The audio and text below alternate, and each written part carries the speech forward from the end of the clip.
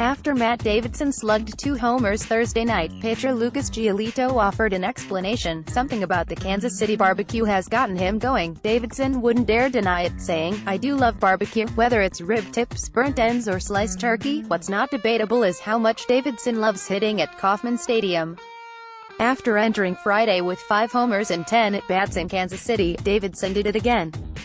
He massacred a 3-1 slider from Danny Duffy in the 4th inning, sending a 447-foot rocket to center field.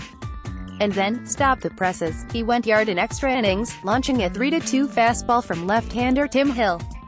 The 411-foot shot in the 11th scored 2 runs, and a hustling Yoan Moncada added a third as the Sox pulled out a 7-4 victory. The Sox hope they never have to leave Kansas City. They're 4-0 here and 3-16 everywhere else. Davidson broke the record for most opponent home runs in a season at Kauffman Stadium, and did it on April 27, after 4 games. Reynaldo Lopez was in position to get his first victory of the season after exiting the game in the 7th with a 2-run lead and runners at first and third. But Aaron Bummer threw a wild pitch before retiring Lucas Giolito, and Tim Anderson aired on a throw from shortstop. After snaring Jorge Soler's grounder, Anderson took several steps before throwing low and a bit wide of Jose Abreu at first. Abreu had his own miscue in the 1st inning, failing to corral a foul pop. But at least he felt well enough to return to the lineup after a 2-day absence because of a stomach virus. "When I say I'm feeling bad, it's bad," said Abreu, who isn't prone to complaining. "When I tell that to my family, they know it's really bad. But you know what? Thank God I'm back, I'm feeling better and I'm alive." Joe McEwing delivered the lineup card to home plate umpire Sean Barber before the first pitch.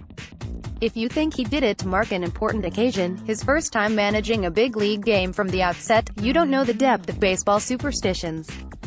The Sox alternate the task. And if the team wins, the same man repeats the mission the following game.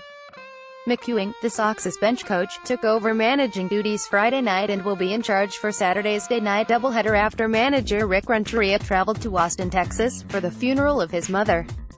Angela Renteria was 91, and before leaving for Texas, he joked, "I'm sure she's watching and having a good time.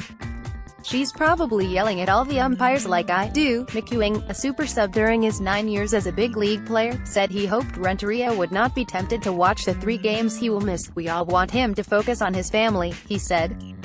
"They need him in this moment." McEwing's message to Renteria: "We'll miss you dearly but we'll handle this." McEwing has known he wanted to manage since he was a player, and a minor league player at that. The year was 1998. The Sox call him Super Joe, a nickname Eric Davis gave him because he said every time he walked in a clubhouse, "I was by my locker ready to go."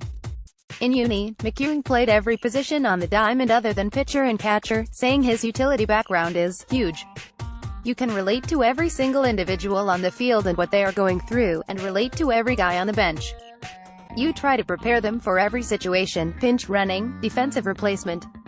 You're constantly teaching." T. Greenstein at ChicagoTribune.com. Twitter at Teddy Greenstein. Lucas Giolito rebounds in White Sox's 6-3 win. Big step in the right direction. White Sox's Danny Farquhar has taken a couple of light walks less than 1 week after surgery. Is it any fun to have the last name Bummer?